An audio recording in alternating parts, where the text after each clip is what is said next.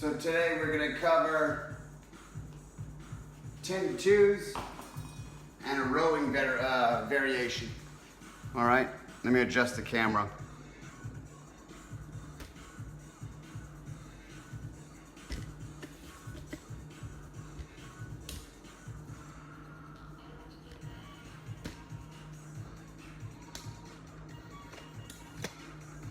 Sorry, Mike.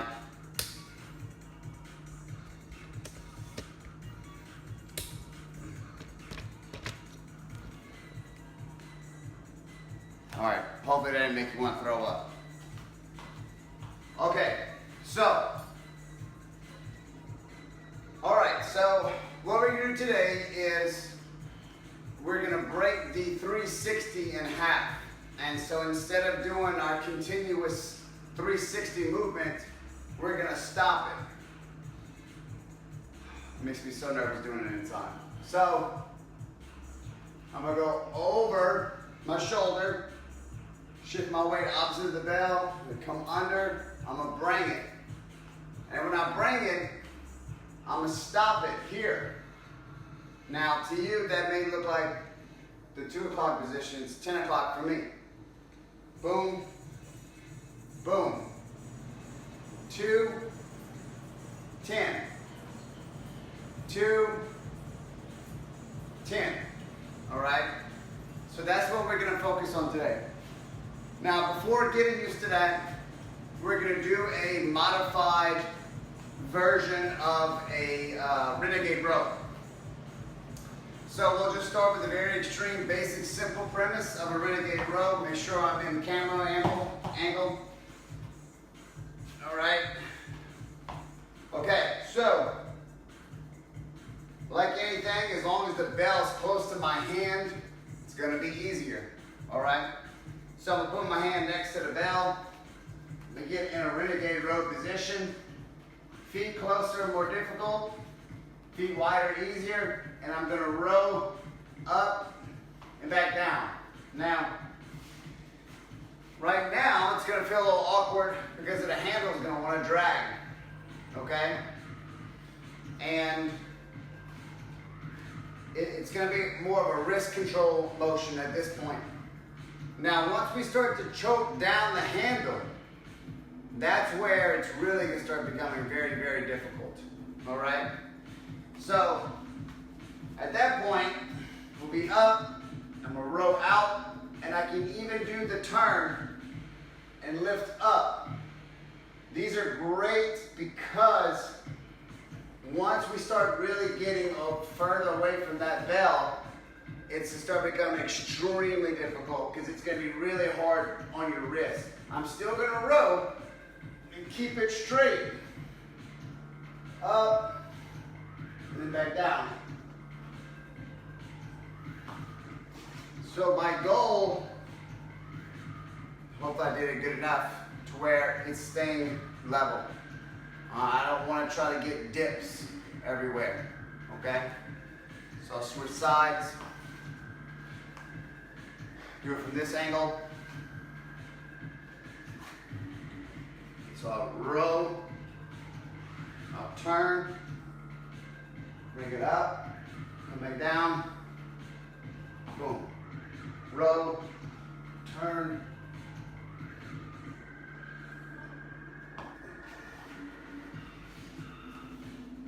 this is a really, really good core exercise. Really good for bracing, keeping your body locked in, absorbing force or outside force while still creating motion without instability happening. It's really good for your shoulders, especially when you start to, man, I got bit up so bad I just went to go run outside. When you start to turn, all right? So, some of the issues that people may have will be the wrist cocking up and down and the bell dragging or the handle dragging, okay? So it's not gonna be necessarily, it's not gonna be hard necessarily as pulling it up. You gotta remember mine's only like 10 pounds, okay? So rowing it is not a difficult aspect, it's the balancing aspect. Another issue you're gonna run into is when we start to make the turn, people are gonna start to hike that shoulder up. Pull that shoulder back down, pack that shoulder blade, and keep it nice and tight, all right?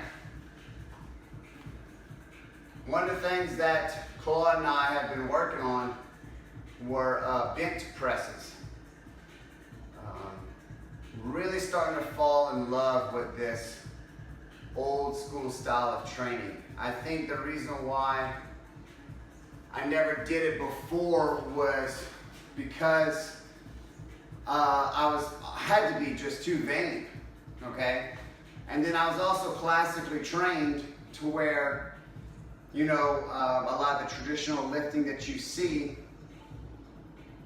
is how certifications are built upon, and I mean, it's obvious it works, okay, you know, otherwise people wouldn't be doing them for years on end, you know, but all various types of presses and squats and things like that.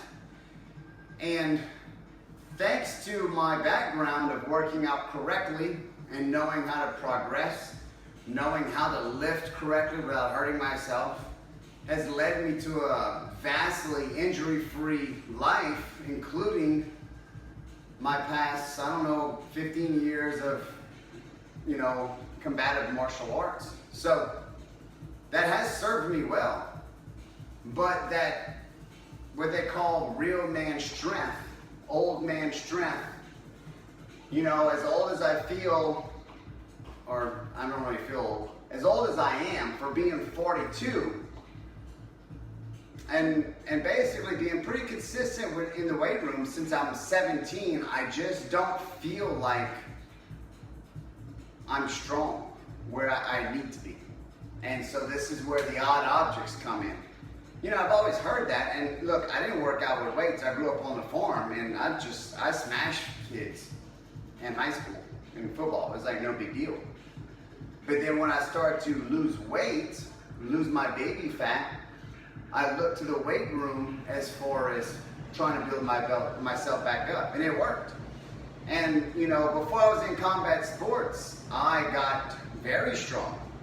You know, I got my squat up to 500 pounds, and we're talking like ass to the grass, not that cheap shit squat. You know, ass to the grass, 500 pound squat, 630 pound full deadlift, Romanian deadlift, you know, and a 405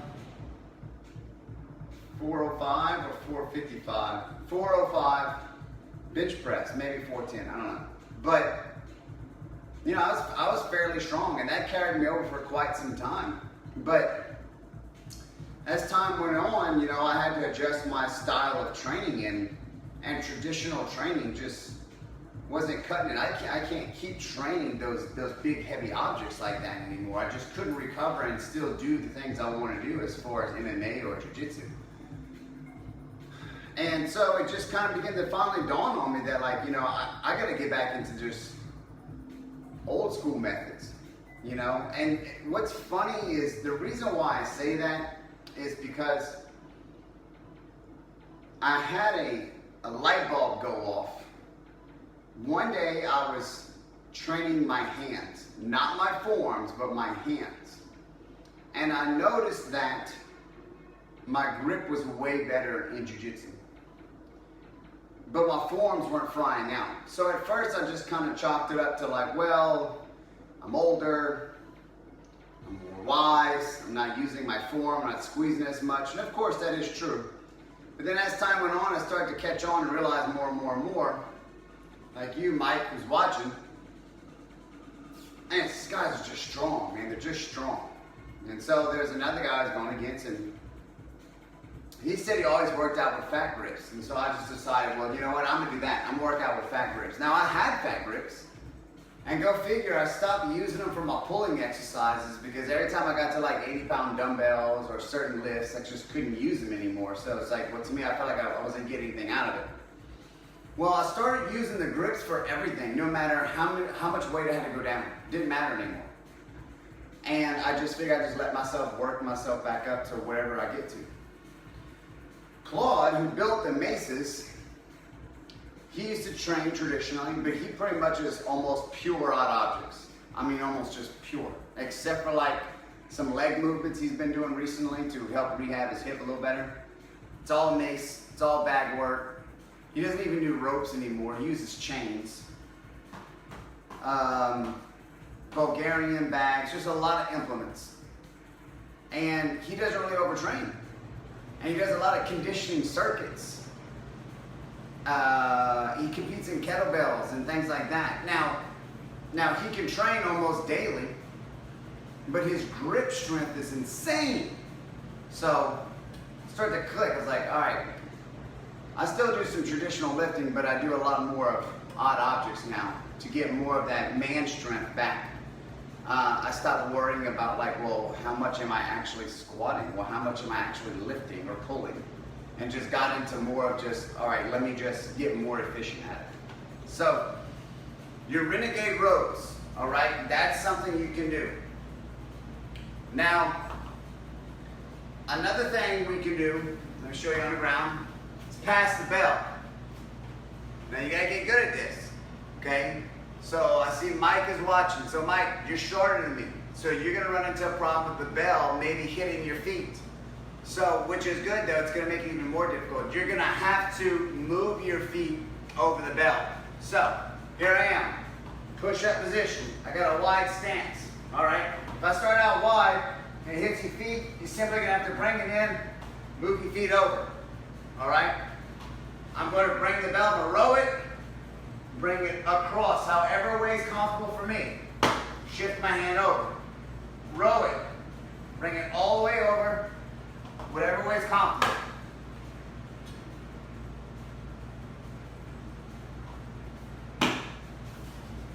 This is a great, fun exercise to do because it really challenges you having to use your form and the coordination while keeping yourself braced. You're gonna wanna hike your butt up in the air like a cat in heat. Don't do that, okay? Do your best to stay level, keep yourself locked into place. Now, here's another fun one.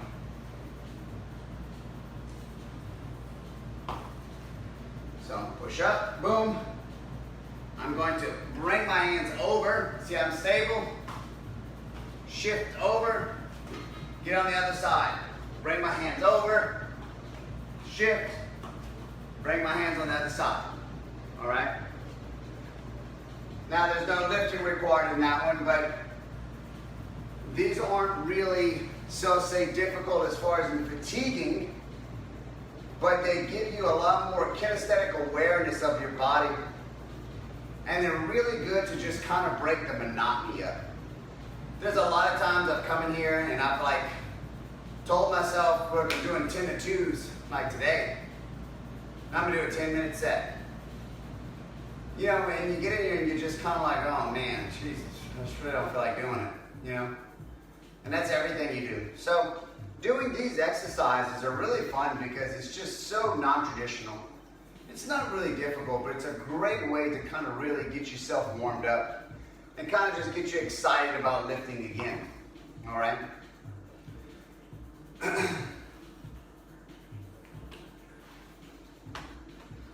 Another one, I can't remember if I showed this to you. When we were doing Bulgarian squats, one of the maybe the second workout we ever did together, I really can't remember. But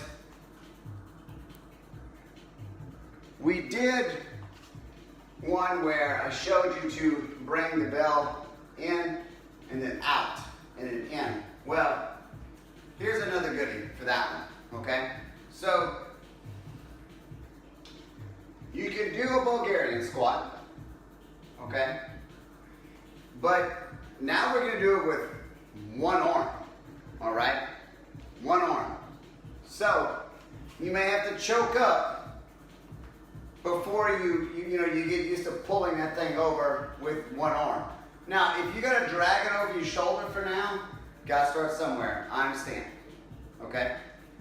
But the whole purpose of the Bulgarian squat is to remember, bring it over without touching, okay? So if we choose to do the Bulgarian squat, you got to choke up with a one-arm squat, one-armed squat.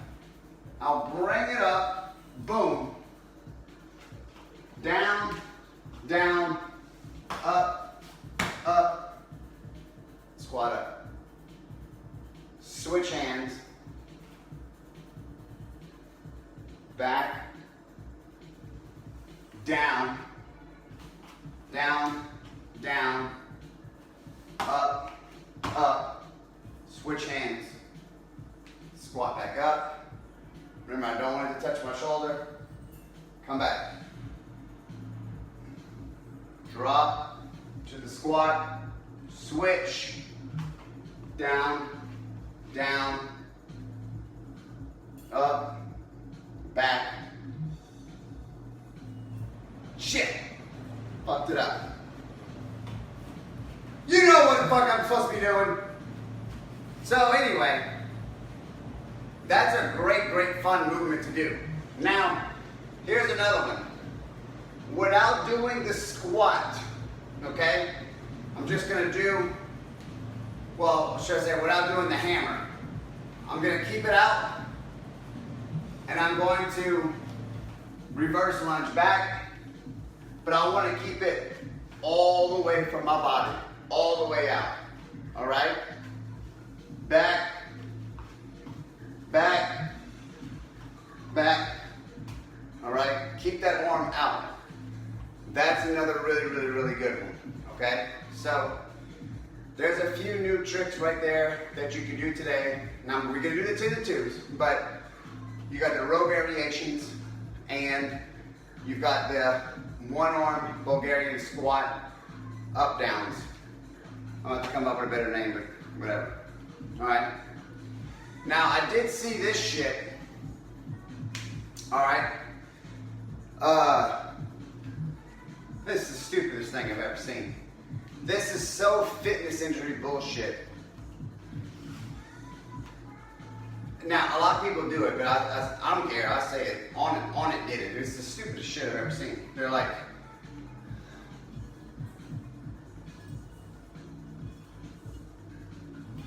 I forgot what they called it. Like, switching Mace curl or something. What the fuck is this doing? What the hell is that? So what you're trying to tell me is you're going to spend your money, you're going to buy a $150 mace that's going to make you a badass, and you're going to choose to do this shit? Oh yeah, feel the burn. Please, please, please don't post any videos of doing that stupid ass exercise. There's a lot of other dumbass exercises like that. That's the fitness industry going out to the media. All right. So once again, because I'm gonna make a video on this, dumb ass Mace exercises that don't do anything.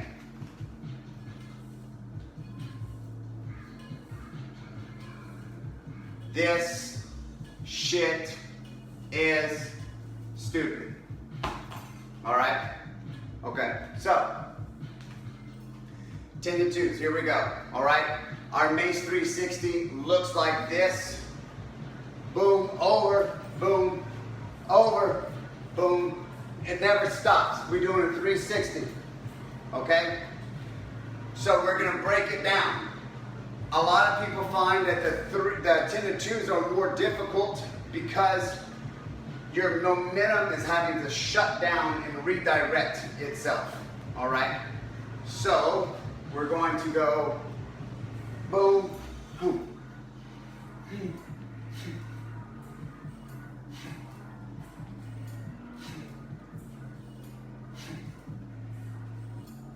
I'm so scared of hitting the ceiling. Busted my light bulbs.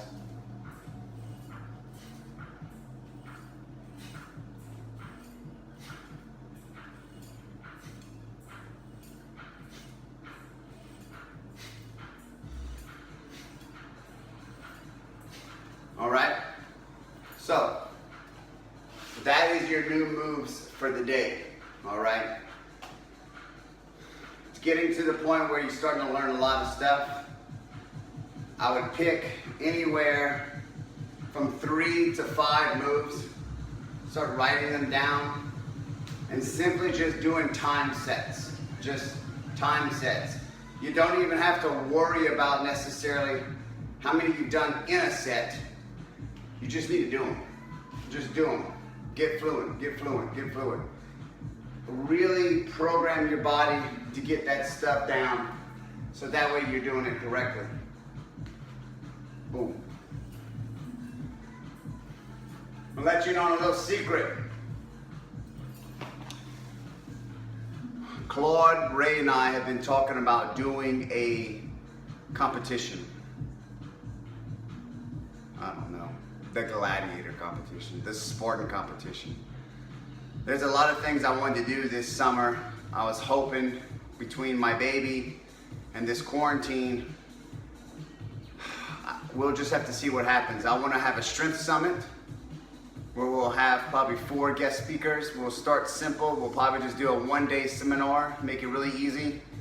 You know, it might cost you as simply as $25 for a ticket, and you'll have 4 professionals speak on their specificity and what they do best. A lot of these people charge $150 an hour just to speak to them, or a $300 consult. So I mean, you're getting well worth your money. And Claude and I are going to do basically a strongman competition. All right, so it's going to be a lot of odd objects. You know, we're actually going to invite a lot of CrossFit people out there to come, and it's going to be very similar. You're not going to know what you're going to be up against until you show up. And you know, we'll have a couple of heats, and I guess we'll just take the people with the best times, and then we'll have like a, you know, like a winner or whatever, I guess. You know, we'll figure out how we're going to do it. We've been trying to come up with a couple of different ways that we're going to do it and where we're going to do it. So we'll see how that works out, all right? So y'all have a great day. Any questions about the Mace or what I did today, go ahead and comment below. Remember, don't post any stupid ass videos of shitty Mace work, like the curl. It's the stupidest exercise, okay? Oh, that's another exercise too they do. The hand switch. The hand switch.